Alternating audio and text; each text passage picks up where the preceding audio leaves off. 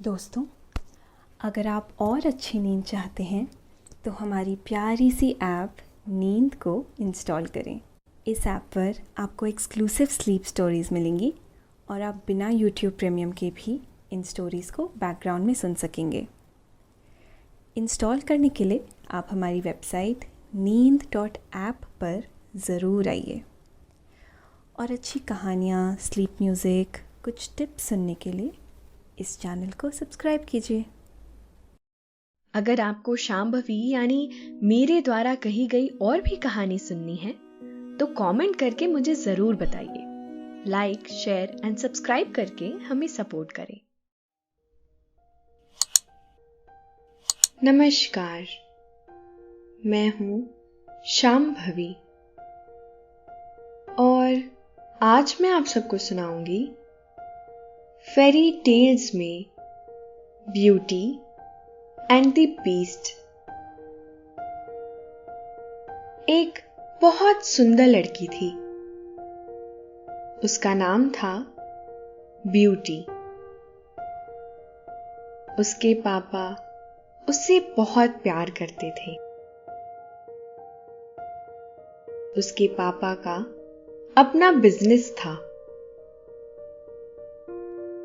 लेकिन एक बार बिजनेस में ऐसा घाटा हुआ कि वह लोग गरीबी में दिन गुजारने लगे।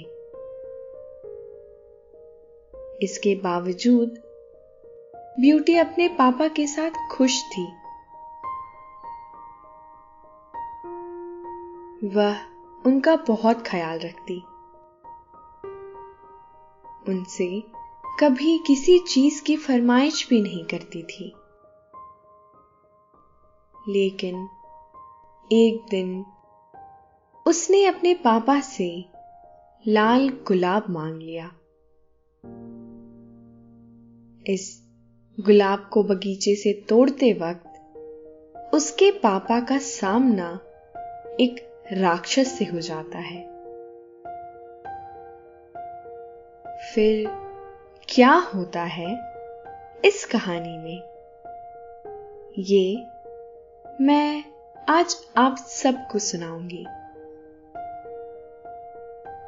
लेकिन पहले आप अपने आसपास की सारी लाइट्स ऑफ कर लीजिए। आराम से लेट जाइए। अपनी आंखें धीरे धीरे बंद कर लीजिए। अब थोड़ा सा अपने शरीर को आराम दीजिए।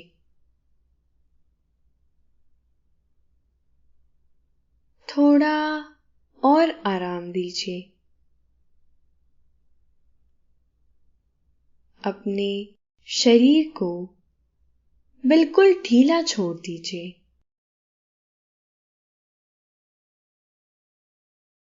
कोई टेंशन नहीं, कोई तनाव नहीं। अपने दिमाग में चल रहे सभी विचारों को, चिंताओं को त्याग दीजिए। एक शांति सी महसूस करिए। सारी पॉजिटिव, सारी नेगेटिव विचारों को धीरे धीरे निकाल दीजिए। हाथों को सीधा करिए और अपनी कमर के साइड में रख लीजिए।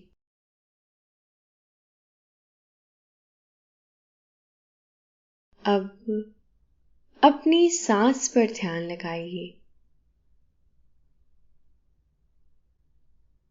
मन शांत, एकदम शांत होता जा रहा है। आप अच्छा महसूस कर रहे हैं। खुद को काफी हल्का महसूस कर रहे हैं। हर तरफ शांति है, सुकून है और खामोशी है। तो चलिए ब्यूटी एंड द बीस्ट की इस खूबसूरत प्रेम कहानी को लेकर मैं आगे बढ़ती हूं। बहुत पुरानी बात है। एक शहर में एक अमीर बिजनेसमैन रहता था। उसकी 3 बेटियां थीं। बड़ी बेटी का नाम था ब्लिस, बीच वाली बेटी का नाम था ब्लॉसम और सबसे छोटी बेटी का नाम था ब्यूटी। तीनों ही बहनों में ब्यूटी सबसे ज्यादा खूबसूरत थी। इसकी वजह से बाकी दोनों बहनें ब्यूटी को पसंद नहीं करती थी, जबकि ब्यूटी दोनों बहनों को बहुत प्यार करती थी। वो स्वभाव से भी नर्म और दयालु थी। इसके उलट बाकी दोनों बहनें गुस्सैल और स्वार्थी किस्म की थीं। एक दिन व्यापारी को खबर मिली कि समुद्री तूफान में फंसने की वजह से उसके दोनों जहाज सामान के साथ ही पानी में डूब गए हैं। इससे उसे बहुत नुकसान हुआ। उसका पूरा कारोबार ही तबाह हो गया। घर को छोड़कर उसके पास कुछ भी नहीं बचा था। इस हादसे की वजह से वह अचानक ही गरीब हो गए थे। ब्यूटी अपने परेशान हाल पिता का बहुत ज्यादा ख्याल रखती। इसके उलट उसकी बाकी दोनों बहनें पिता को ताने मारती रहती। अच्छी जिंदगी ना मिलने पर शिकायतें करती रहती। दोनों बहनें घर का कोई काम भी नहीं करती थी। छोटी बहन ब्यूटी घर का सारा काम करती और पिता का ख्याल भी रखती थी। दिन गुजर रहे थे। अचानक कुछ महीनों बाद एक दिन व्यापारी को खबर मिली कि उसकी एक जहाज किसी तरह से बंदरगाह पहुंच गया है। वो बंदरगाह जाने के लिए तैयार हो गया। जाने से पहले उसने अपनी तीनों ही बेटियों से पूछा कि वह उनके लिए क्या लेकर आ सकता है।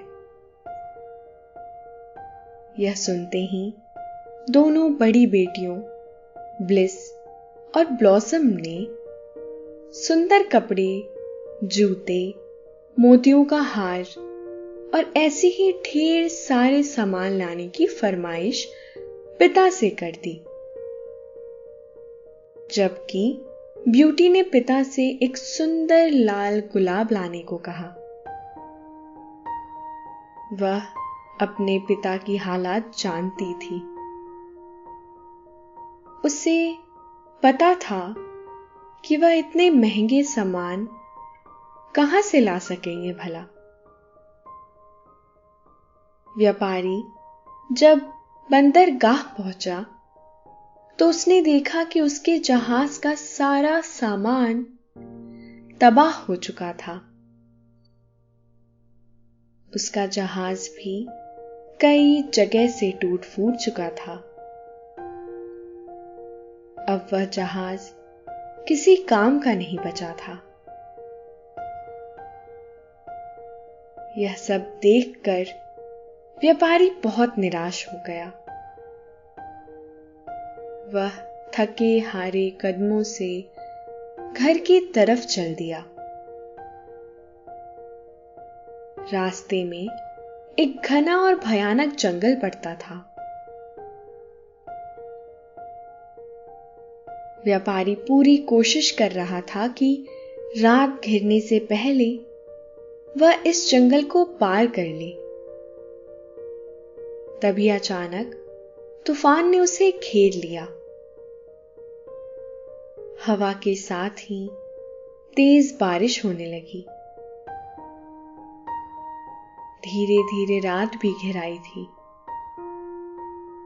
उसके लिए तूफान में सफर जारी रखना मुमकिन नहीं रह गया था। वह जंगल में पनाह के लिए इधर उधर भटकने लगा। तभी जंगल में उसे दूर एक रोशनी नजर आई। वह रोशनी को एक उम्मीद समझकर उसकी तरफ चल दिया। जब वह करीब पहुंचा तो उसे दूर एक महल नजर आने लगा। महल देखकर उसकी चिंता कुछ कम हुई। उसने सोचा कि उसे इस महल में रात गुजारने के लिए पनाह मिल जाएगी। यह सोचते ही व्यापारी तेजी से महल की तरफ चल पड़ा। उसने देखा कि महल का दरवाजा खुला हुआ था। उसने बाहर से ही आवाज लगाई, लेकिन कोई बाहर नहीं निकला। वह हिम्मत करके अंदर चला गया। अंदर पहुंचकर वह चारों तरफ देखने लगा। उसे अंदर कोई भी नजर नहीं आ रहा था। उसने एक बार जोर से फिर आवाज लगाई। इस बार भी उसकी आवाज पर कोई भी नहीं आया। उसने देखा कि पूरा महल ही रोशनी से जगमगाया हुआ था। उससे कुछ दूरी पर ही एक टेबल पर बहुत लजीज खाने सजे हुए थे। मेज खाली पड़ी थी। वहां भी कोई नहीं था। व्यापारी थका हुआ और भूखा था। वह मेज के सामने कुर्सी पर बैठ गया और चुपचाप खाना खाने लगा। जब भूख शांत हुई तो उसने एक बार फिर महल का जायजा लिया। वह एक बहुत बड़ा सा हॉल था। वहां से एक सीढ़ी ऊपर की तरफ जाती थी। वह जिज्ञासावश महल की सीढ़ियां चढ़ने लगा। उसने ऊपर पहुंचकर देखा कि वहां कई सारे कमरे थे। हर कमरा बहुत सजा धजा था। रात काफी हो गई थी। व्यापारी काफी थका हुआ भी था।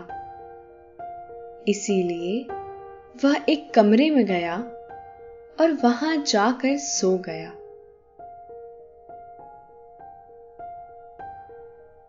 सुबह जब व्यापारी की आंख खुली तो उसने देखा कि उसके बिस्तर के पास ही नए कपड़े रखे हुए हैं।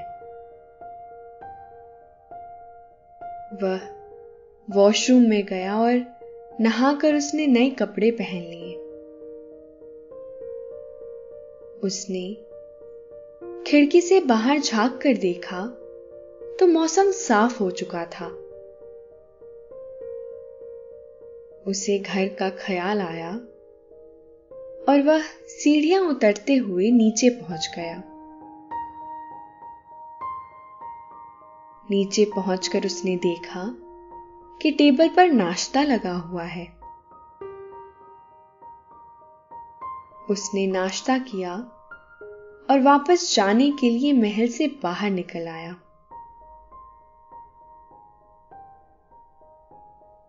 बाहर निकलते ही उसे खूबसूरत गुलाबों का बगीचा नजर आया।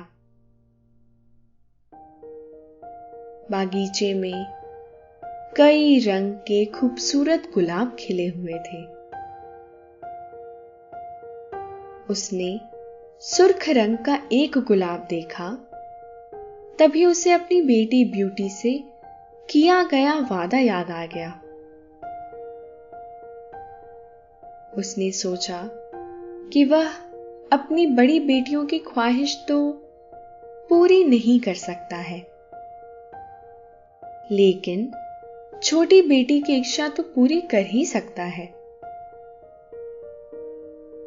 यह सोचकर वह गुलाब की तरफ चल दिया। उसने एक खूबसूरत गुलाब का चुनाव किया और उसे तोड़ने के लिए उसने जैसे ही हाथ बढ़ाया, उसे भयानक हंसी सुनाई पड़ी।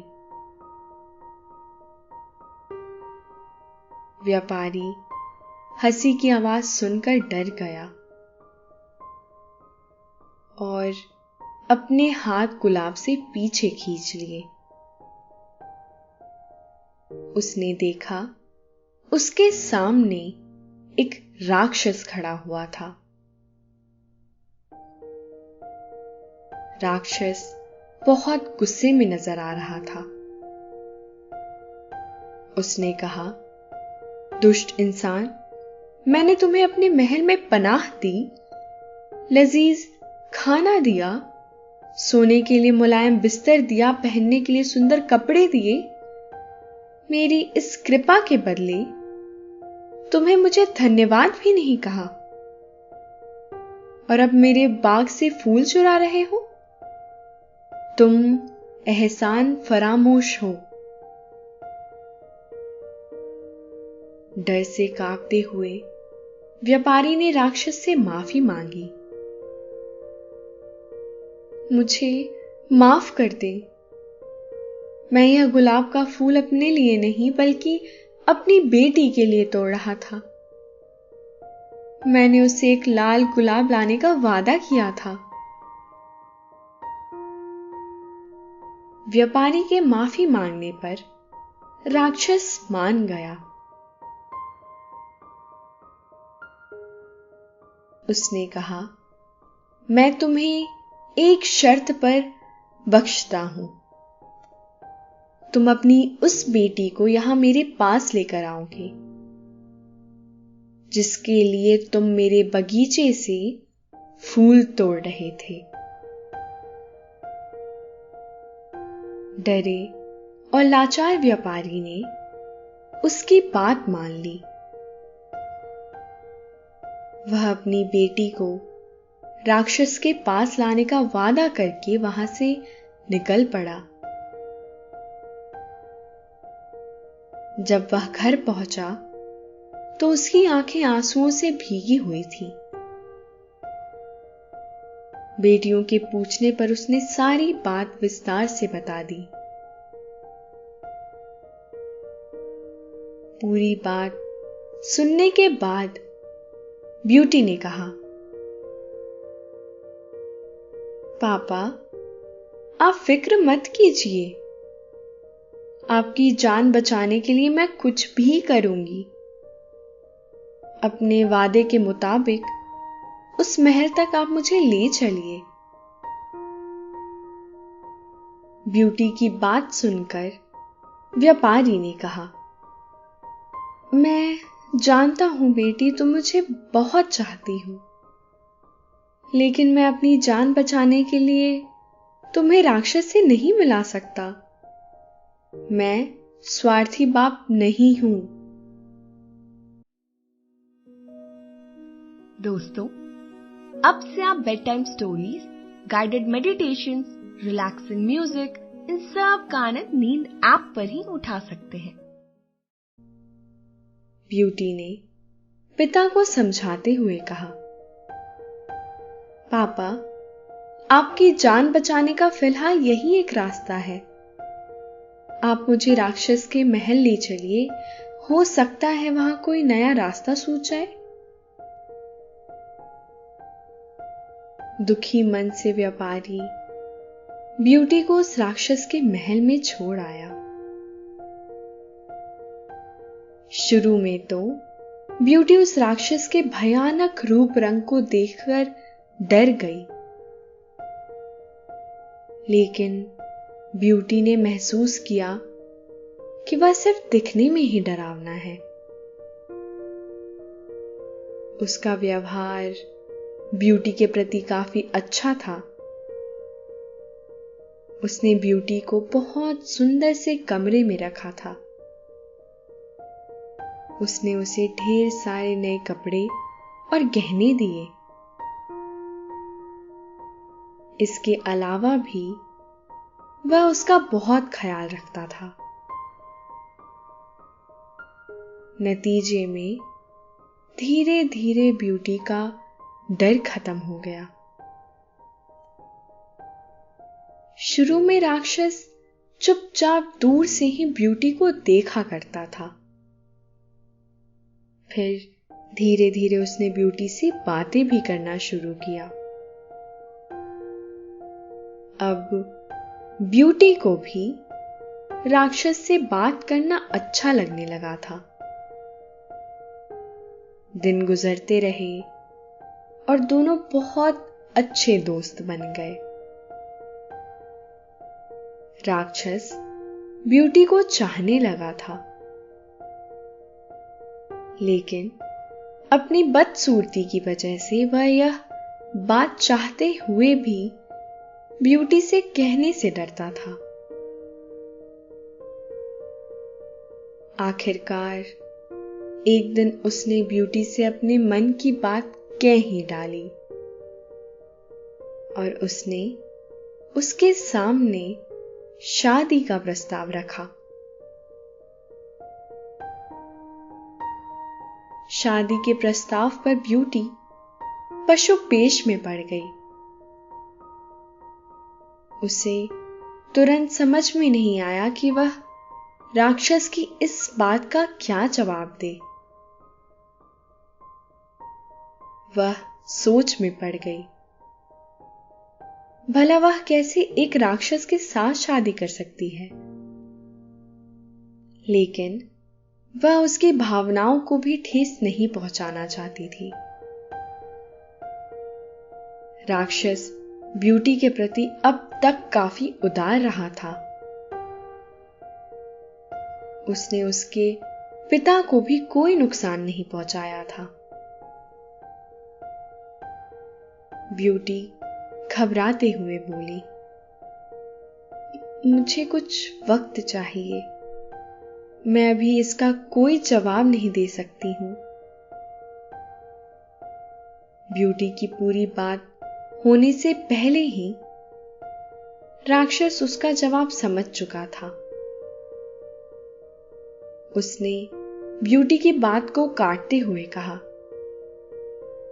कोई बात नहीं ब्यूटी, मैं तुम्हारी स्थिति समझता हूं। मुझे तुम्हारी बात का बुरा भी नहीं लगा। इतना कहने के बाद राक्षस वहां से चला गया। धीरे धीरे दिन गुजरते रहे। दोनों ने इस बारे में फिर कोई बात नहीं की। ब्यूटी को वहां कोई तकलीफ नहीं थी,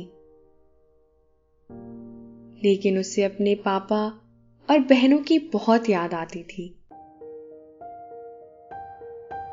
ऐसे ही एक दिन वह उदास बैठी।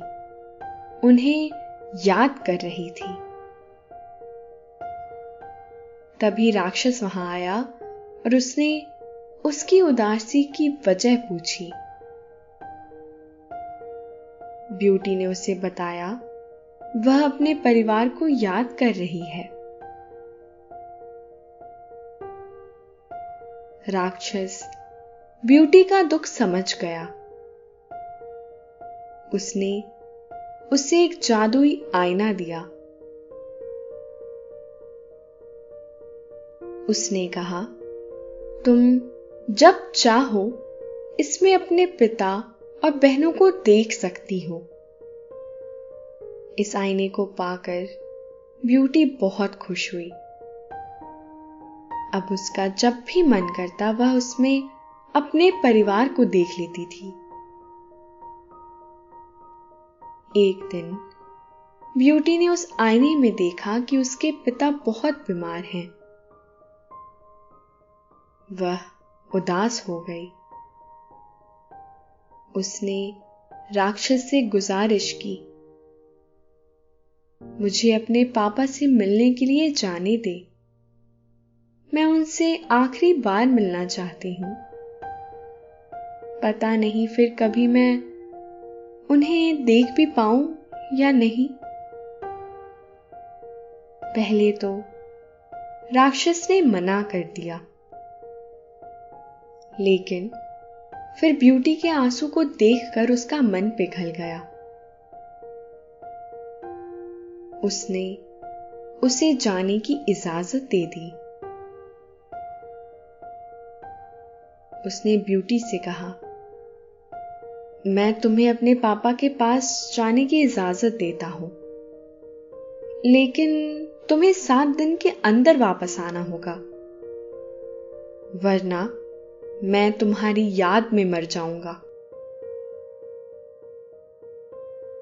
ब्यूटी ने राक्षस से वादा किया कि वह अपने पापा को देखकर 7 दिन में वापस लौट आएगी। राक्षस ने उसे एक अंगूठी दी और कहा, जब वह यह अंगूठी अपनी उंगली से उतारेगी वह वापस इस महल में होगी। ब्यूटी ने वह अंगूठी पहन ली। अगले दिन जब ब्यूटी सोकर उठी तो उसने खुद को पिता के घर पर पाया। वह सीधे जाकर अपने पिता से मिली।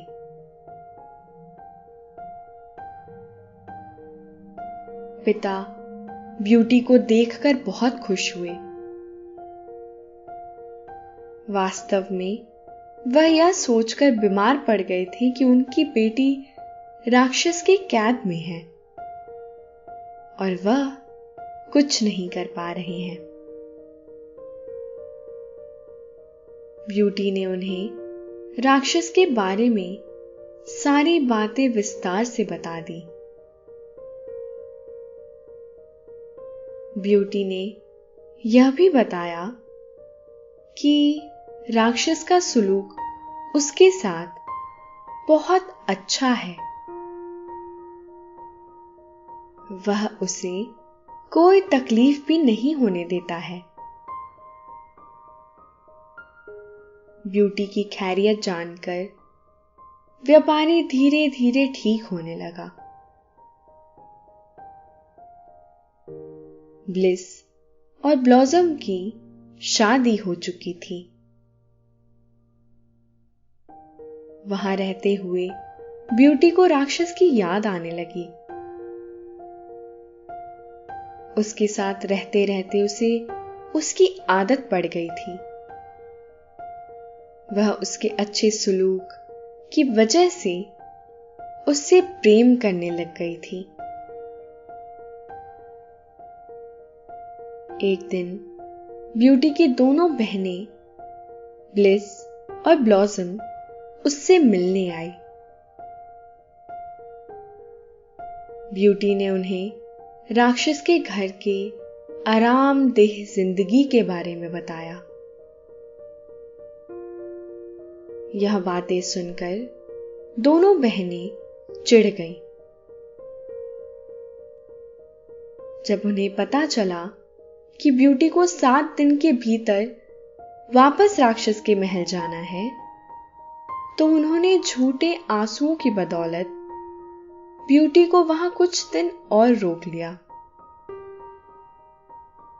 दरअसल वह चाहती थी कि 7 दिन से ज्यादा गुजर जाए और राक्षस ब्यूटी से नाराज हो जाए। उधर राक्षस ब्यूटी का इंतजार कर रहा था।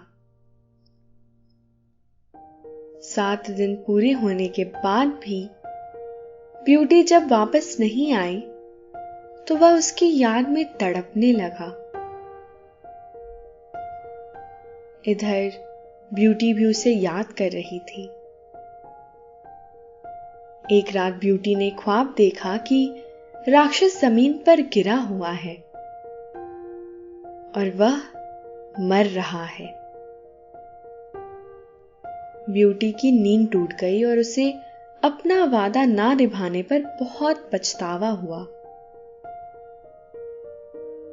उसने तुरंत ही अपनी अंगूठी निकाल दी और दूसरे दिन जब वह सोकर उठी तो वह राक्षस के महल में थी। ब्यूटी ने दिन भर राक्षस का इंतजार किया, लेकिन वह उससे मिलने के लिए नहीं आया। ब्यूटी ने पूरे महल में उसे ढूंढ डाला, लेकिन वह उसे कहीं भी नजर नहीं आया। वह परेशान हो गई। फिर शाम को वह महल से बाहर निकली और राक्षस को तलाश करने लगी। उसने उसे पूरे बगीचे में ढूंढ डाला। फिर वह महल के पीछे वाले हिस्से में गई। वहां एक कोने में राक्षस पड़ा हुआ था। वह बहुत कमजोर नजर आ रहा था। ऐसा लग रहा था मानो वह मरने की कगार पर हो। ब्यूटी जल्दी से उसके पास गई और उससे बोली, ये तुम्हें क्या हो गया है? राक्षस ने कमजोर सी आवाज में कहा, मैंने तुम्हें कहा था ना कि अगर तुम नहीं आई तो मैं तुम्हारी याद में मर जाऊंगा।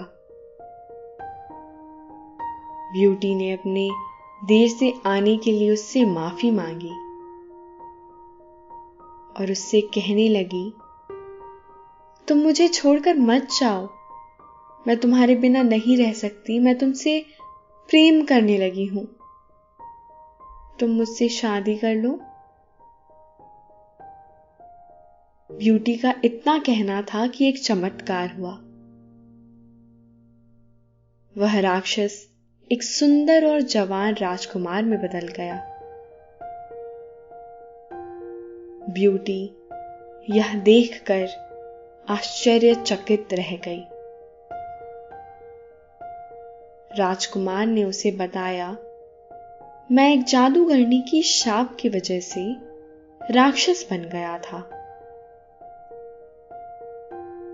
यह शाप तभी टूट सकता था जब कोई मेरी बदसूरती के बाद भी मुझसे सच्चा प्रेम करता।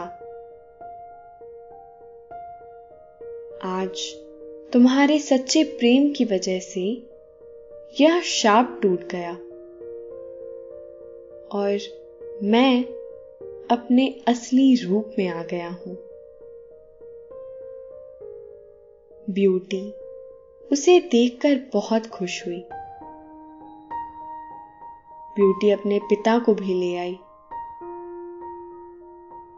फिर उसके बाद ब्यूटी और राजकुमार ने विवाह कर लिया और फिर खुशी खुशी रहने लगे। अभी आपने यह कहानी सुनी। अब आपके सोने का वक्त हो रहा है। निंदिया रानी धीरे धीरे आपकी आंखों में उतरती जा रही हैं। आप धीरे धीरे गहरी नींद में सो गए हैं। शुभ रात्रि। दोस्तों, अब से आप आपकी मनचाही दादी और नानी की कहानियों से प्यारी नींद की कहानियां सिर्फ और सिर्फ नींद ऐप पर ही सुन पाएंगे। तो इसी तरह हमारे साथ कहानियों के जरिए जुड़े रहने के लिए आपकी अपनी नींद ऐप इंस्टॉल करें।